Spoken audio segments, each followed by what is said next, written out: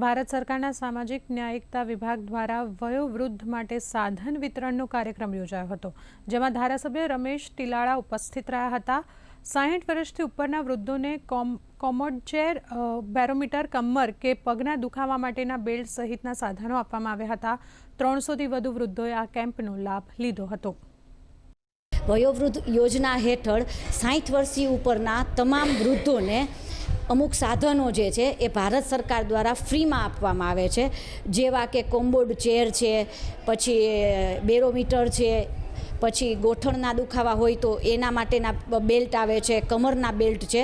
આવા બધા વિવિધ પ્રકારના સાધનો એમને ફ્રીમાં આપવામાં આવે છે। તો એના માટે આજે વિધાનસભા 70ના સિનિયર સિટીઝન તો આવેલા છે, સાથે સાથે રાજકોટમાંથી પણ જેમને ખ્યાલ આવ્યો છે એવા તમામ સિનિયર સિટીઝનો અહીંયા આજે આવ્યા છે। અને આજે પહેલાં એમનું અસેસમેન્ટ થશે, એ અસેસમેન્ટ થશે ત્યાર પછી એમને યોગ્ય તારીખ નક્કી કરવામાં આવશે, ત્યારે એમને સાધન સહાય તદ્દન ફ્રીમાં આપવામાં આવશે।